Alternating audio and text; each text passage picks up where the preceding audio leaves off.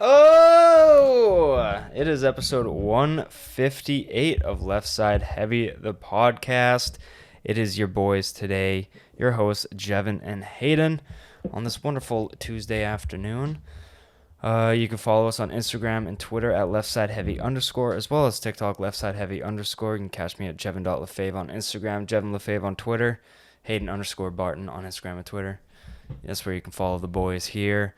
But, Hayden, my enemy for the past week and a half. How's it going, brother? It's not too bad. Can't complain. I've been focusing a lot on fantasy hockey and just really dialing down. Butt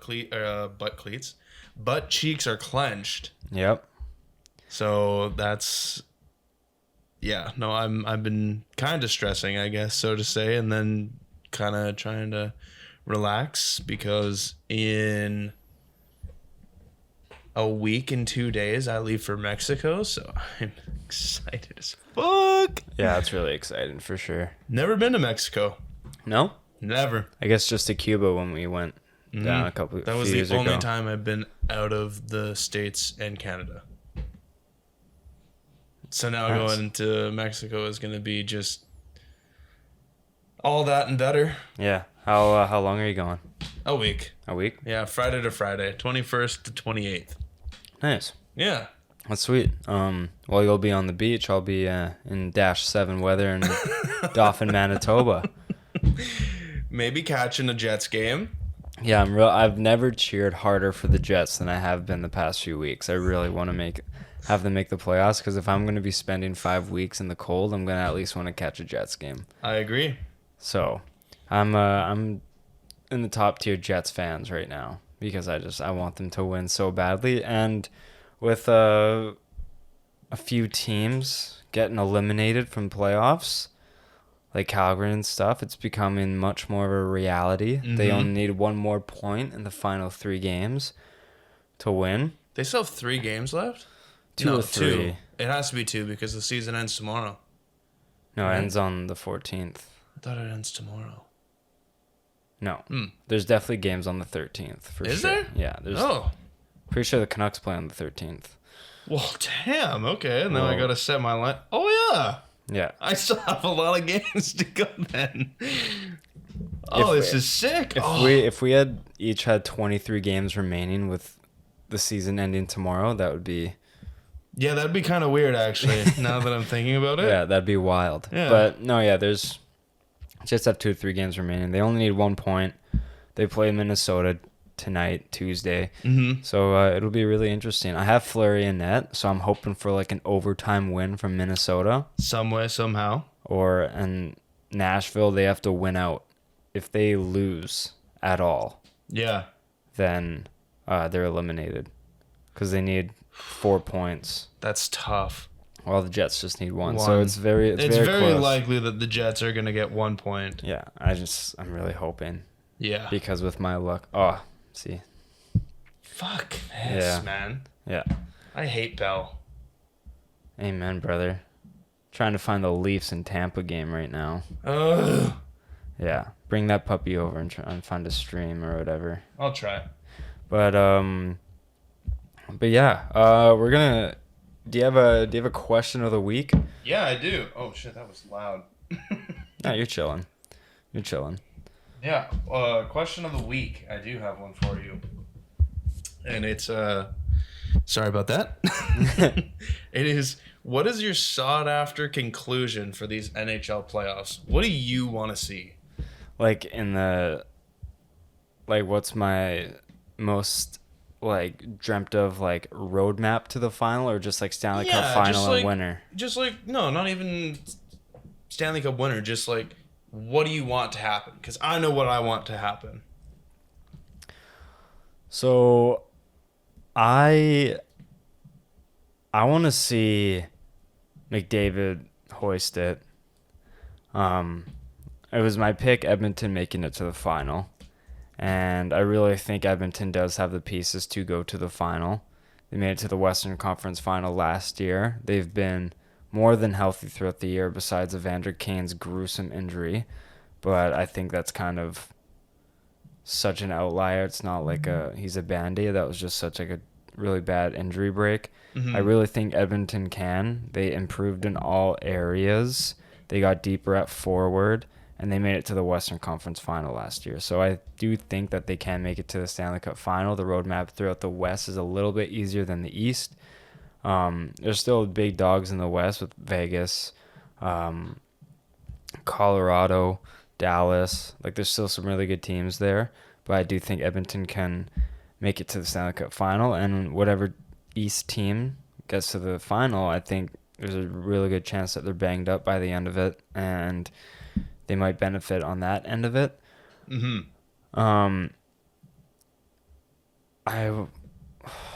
What else do I want to see out of these finals? That's a really good question. Oh, I don't know.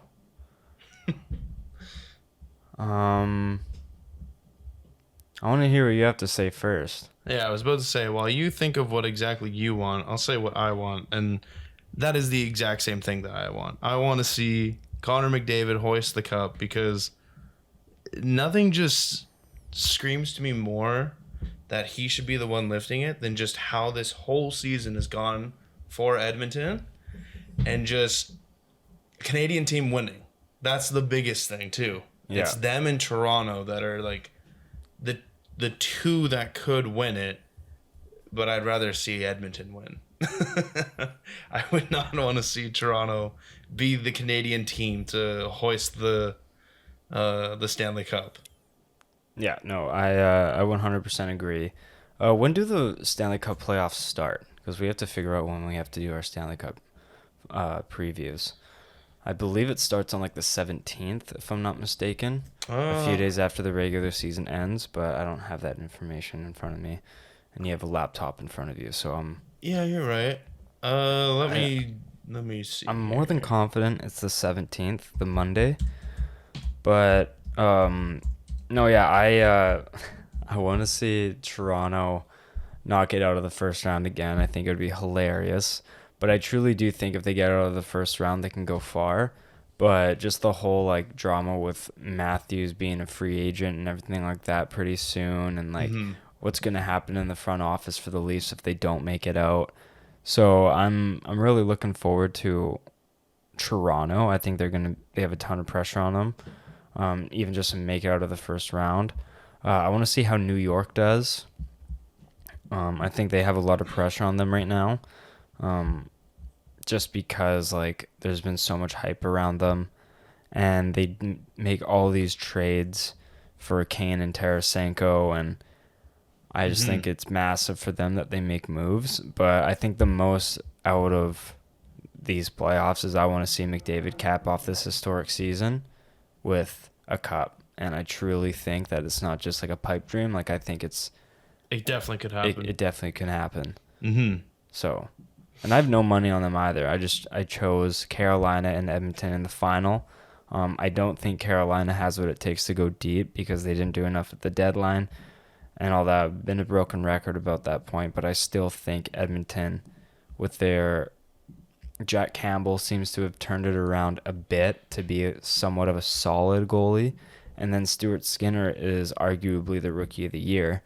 You can make a stand for that. He's come into this role as the backup and as a maybe backup to Jack Campbell, and he's played himself into the solidified starter for the next years for Edmonton's future. And I'm really excited to see what Edmonton can do. But yeah, that's my dream and for obviously Canada as a whole to break that Stanley Cup drought. We need it. We do. Absolutely need it. So I'm looking right now in the playoffs, tentatively scheduled to begin on Monday, April 17th. Yeah, I remember April 17th being a date in my head. So next episode will be our Stanley Cup previews. Boom.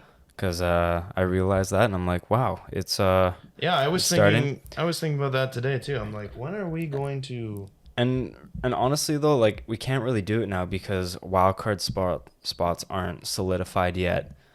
Matchups aren't solidified yet. So I guess we'll either just come out with an episode ahead of time, or we'll just upload it a couple days. We'll record on Monday or something like that, and we'll have it come out on Wednesday. But no, yeah. Yeah, I guess we'll save our Stanley Cup picks till the end. Did you find one? Yeah. The big cheat is to go on Google Chrome. Oh. Safari. Block extensions. Safari, massive beta. Fucking Apple. Swear to God. Yeah. I hate that I like them. Why am I so loyal? Yeah, fucking hell. Yeah. Actually, speaking of loyalty, I'm definitely switching off of this bad boy. I'm going to the Google Pixel gang. Oh yeah. Yeah, it's not like What phone is that? this is the 12 Pro. Mm. Yeah, I realized that I took a massive L with the iPhone as soon as I did my contract, like a year after. This is really stupid. I was like, oh yeah, no, I could stay with Bell, right? Like this contract doesn't seem so bad, yada yada. But then Apple's just so fucking expensive, and I'm thinking about it, and it's like, Pixel does everything that I need it to, Mm-hmm. and I'm just paying extra for no fucking reason. Yeah. So like, for my contract, it was, you either pay like a certain amount, a high certain amount, and then you get your phone at the end of 2 years, or you pay a middle amount and then have to buy out the last half of your phone at the end of 2 years, or you pay no extra amount and pay for your phone if you want it fully at the end of your contract. I'm like, well, this is a really good phone, and I'm pretty decent with phones. I'll do the half. That was probably the dumbest fucking thing I could do, because now I don't want it, and I just paid like an extra $500 for something I'm not even gonna have. Yeah, it's annoying. It's like, if I could go back and just say to myself how fucking dumb I was, I would have realized it and been like, yeah, I'm not gonna pay extra. Phone bill would have gone down. Yeah. And I would have been in this exact same scenario, just probably $500 richer. Yeah, that's really frustrating when It's tough. you can obviously look at everything in hindsight, and Yep. that'll just like make you way more upset than it could be. But Exactly. we should tell the people we're playing each other in fantasy this week. It's getting down to the crunch time. You're taking me for a ride right now, but if projections live up to their projections, then it's going to be a 2-point swing. Not even a 2 point. Now it's down to a half point with my adjustments that I made for Thursday. Yeah, so it's gonna be really interesting. We have the Tampa Toronto game on right now. He has Hagel. I have Stamkos and Point. There's the Pittsburgh game where I have Gensel, Malkin, and Crosby against Chicago. So I'm hoping for a big night from them. Yep. But And then we you both have McDavid, number one and number two in fantasy this year, McDavid and Draisaitl.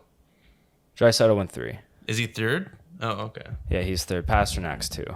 Makes sense. Yeah, Pasternak is deservingly 2. Yeah.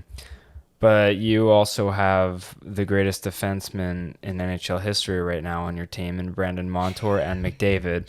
So right now that automatically puts you ahead of me, and it's so frustrating seeing Montour. And I had Montour too, and I traded him to you for Point. Exactly. And right now it seems like I came out on top before, but now it seems like you're winning right now, and it matters. But also, it was a pretty even trade regardless.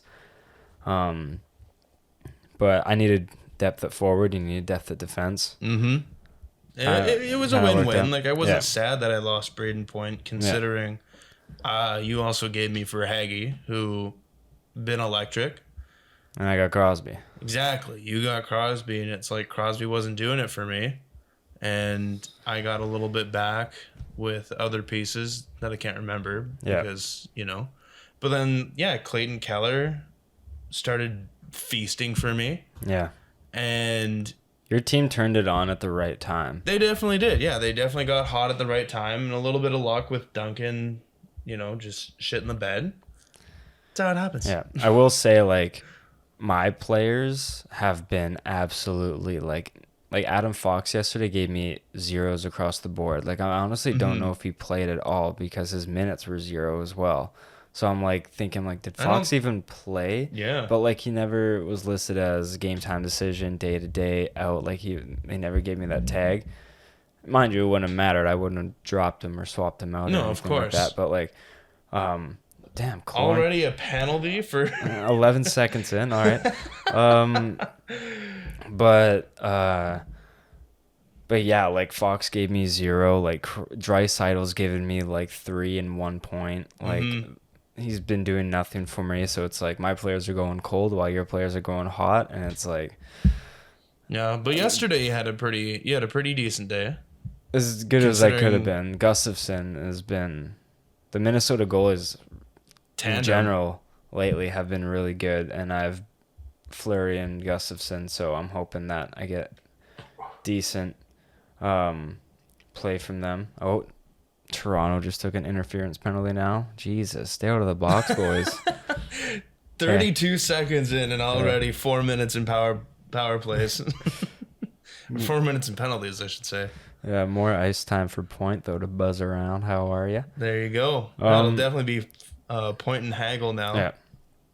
But, yeah, we had an interesting conversation with our league, and I was really against it, but now I've kind of, like, come down to it where, like, in a not so, like, serious league, we had 10 players in our league, the one me and Hayden are talking about right now, and 2 of the bottom players, one of them being my girlfriend, they just weren't paying attention. So out of 10 teams, 6 teams made it, and 2 of the top teams got buys. And I thought that made more sense because about half the teams in the league make playoffs. But then people were talking about a not so serious league have 8 teams, but then that would have been like 80% of the teams making it, and it just feels like there's no incentive to like try harder than the next person throughout the league, and I don't know.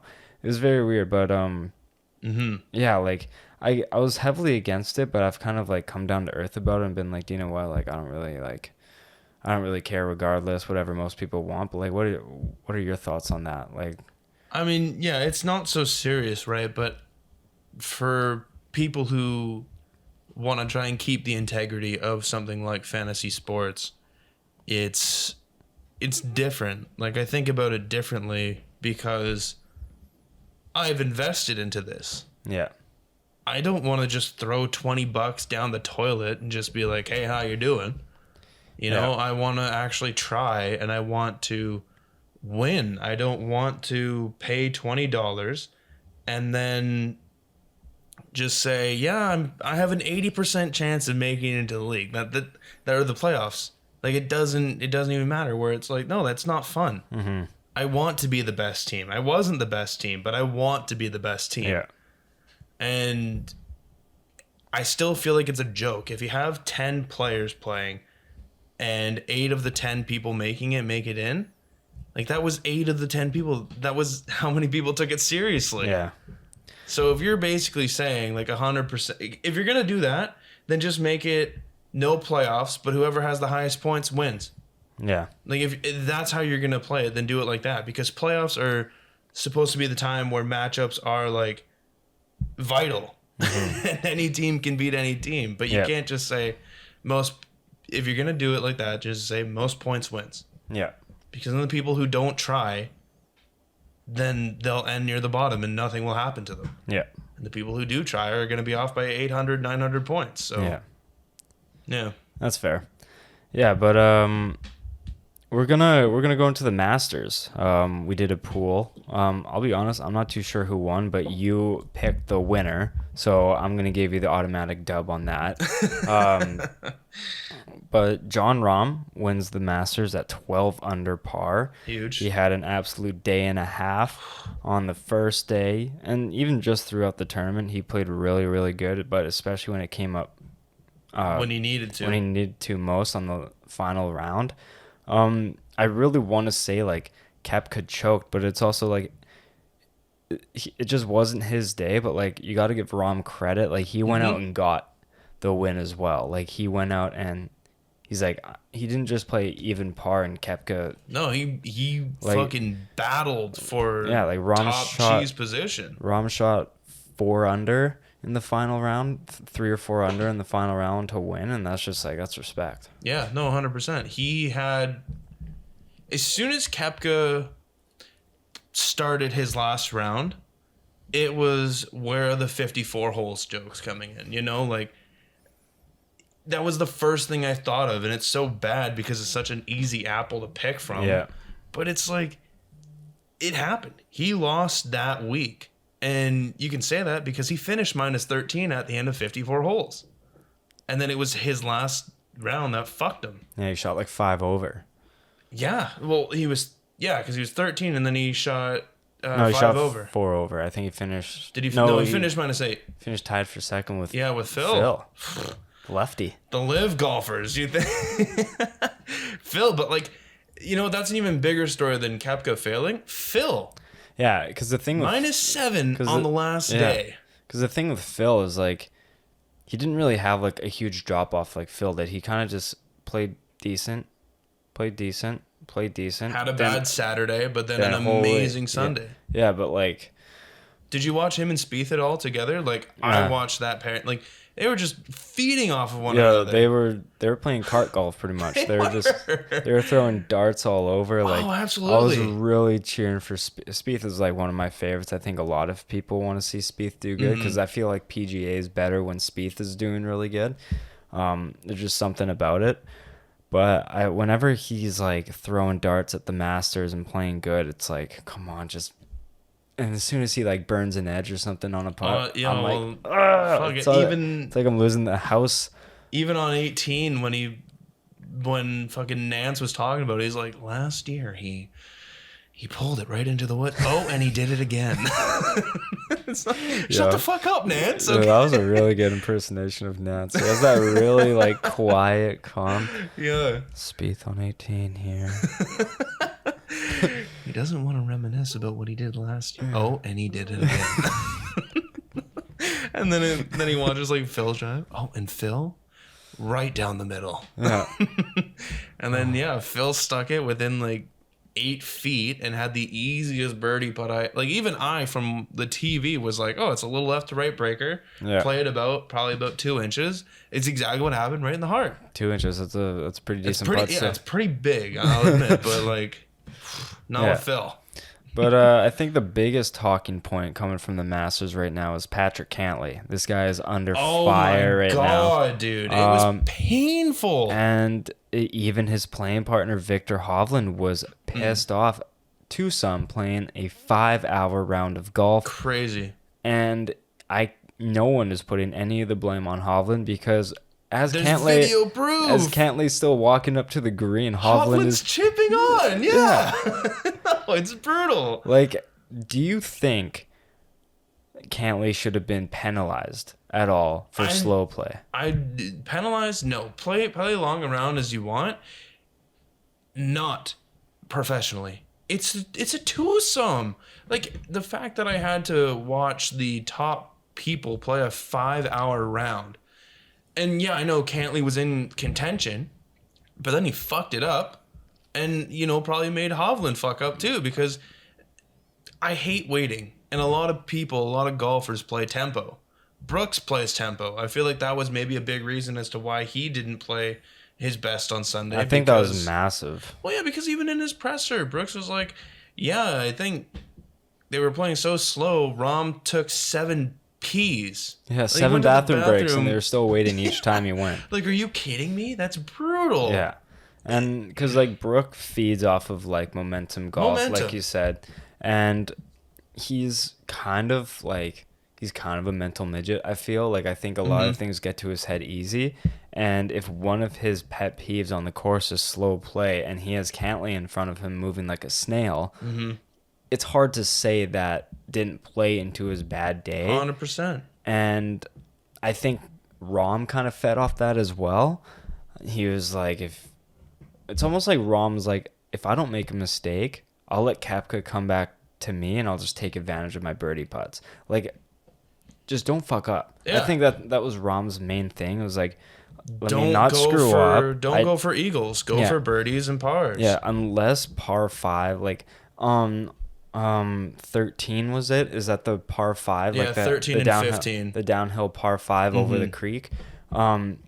That was a par 5, and he still went for it in 2 because he had 180 in. Like, he's not gonna lay up from 180. Those golfers can. Of course, yeah. They And all can he did shoot. was just push it a little bit to the left, as well as Brooks did as well. Yeah, he just kind of like was a bit long, but it's like that was a way better position than what Brooks was in. And I think Rahm's just like, let me just not screw up here. I won't put myself in bad positions, and I'll let Brooks play down to me, and then I'll make a jump for it. But it's Patrick Cantlay, I feel, definitely played into Brooks's downfall on Sunday. But as much as Brooks pisses me off sometimes and how like he can be a crybaby, it's hard to disagree with him. And I am on Brooks's side. Like that would piss me off too. Having a twosome in front of me caused me to play 5 hours. Like that's ridiculous. Like and I think at one point there wasn't even anyone in front of Cantlay and Hovland for like one hole. Yeah. And it's like, come on, man. Yeah. Are you serious? It's ridiculous. And yeah, Hovland was frustrated the whole time as well. And that probably played into him as well. Like, yeah, I don't think you can penalize. It's such a hard thing to do, but it's like, how do you like get on these guys for not playing You know slow? what? Make it like the MLB. One thing I respect about the MLB, they realize their games are taking way too long. Put them on a pit or put them on a time clock? count. Yeah. Like, I say you get, or I don't even know how long it would take to walk up to your ball. It surely doesn't take like more than like 5 minutes. I think you should get a limit of like 12 minutes, maybe 13 minutes to play a hole. And then maybe if it's like on like for foursomes, 18 minutes to play a hole. Any longer to play a hole, It's crazy. it's insane. I think like from your first tee off is when the clock starts. Of course. And then maybe like, I think this math adds up anyway, but I was going to say like 6.5 minutes a shot from first shot to walking up to hitting your next one, 6.5 minutes. Average shot per hole is probably 3.5 to 4.5 maybe. That's what I was thinking. So but that math is like pretty add close. in like work, like see that. Yeah, you need to take more of an average and watch exactly how long a hole is, and then adjust. Give me the proper reads. But the way Cantlay was playing, it was like the way Scheffler was playing in the first 2 rounds, where he'd make a bad shot and he'd just look and continue it for like another 7 seconds and then walk. It's like, you made a bad shot. Walk away. Yeah. DJ had the best quote. This was like back a while ago. No beer, Dustin Johnson. No beer, DJ. That's how long ago it was.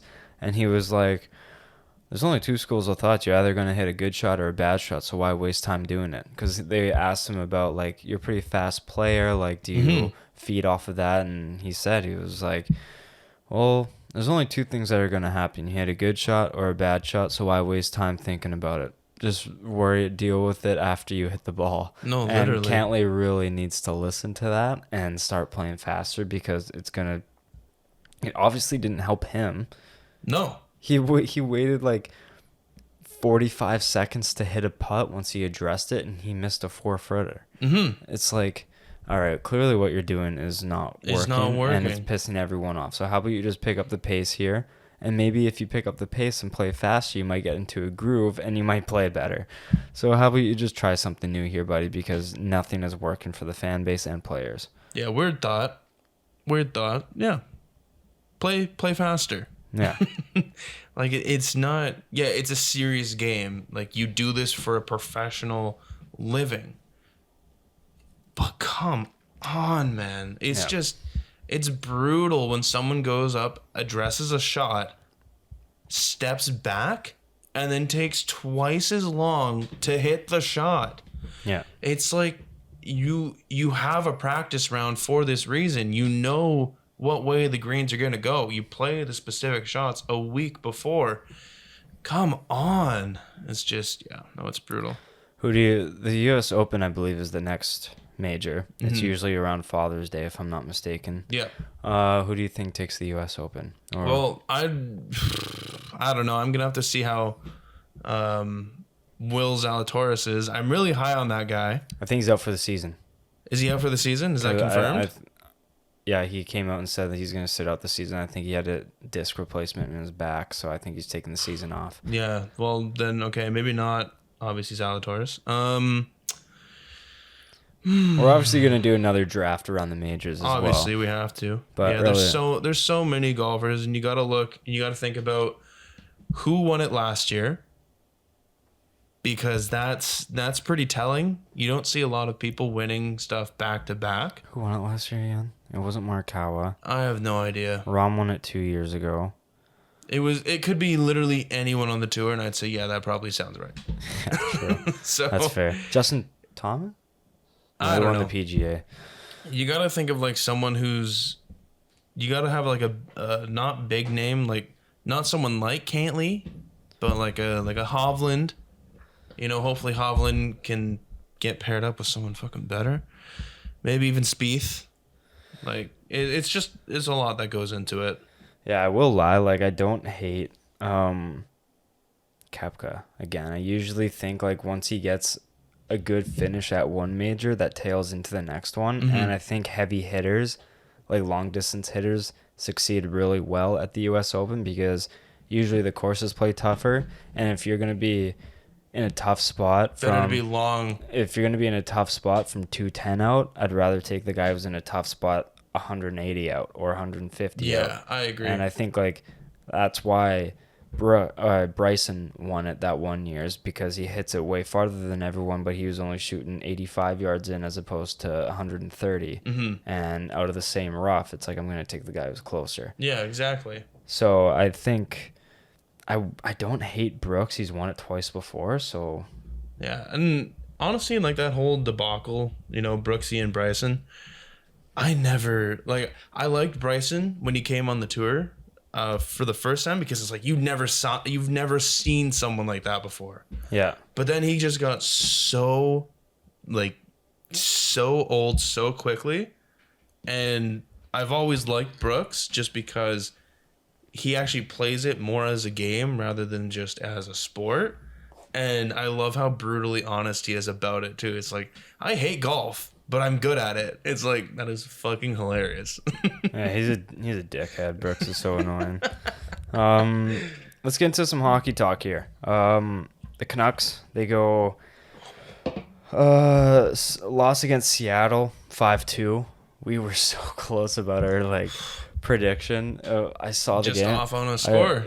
No, we were right about the score. We said 5-2. No, scorer. Oh, scorer. Mm-hmm. Yeah. We said 5-2. We said Patterson would get a point or two. We said Matty Beniers would play well. Demko didn't play like we said he would.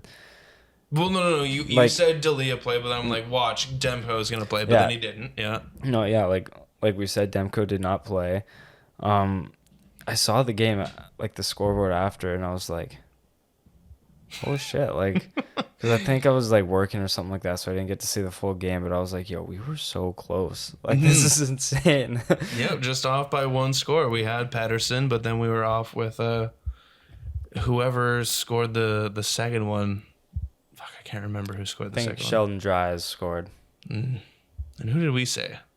Well, we said Patterson would score. Mm-hmm. We probably said Kuzmenko scored. No, I remember it being someone that wasn't like a Kuzmenko or a Quinn. No, we said Dries, but I don't think he scored. Oh, okay. Fuck. I think that was it. I can't remember. Check the Sportsnet app. But yeah, lost to Seattle. I kind of honestly was expecting that.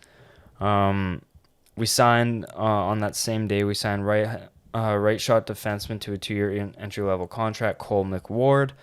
I can't exactly remember what college he's out of, but we signed him. He's a very solid right shot defenseman who's going to be cheap, and I think he can play well into this team. Going on to the next one, we beat Chicago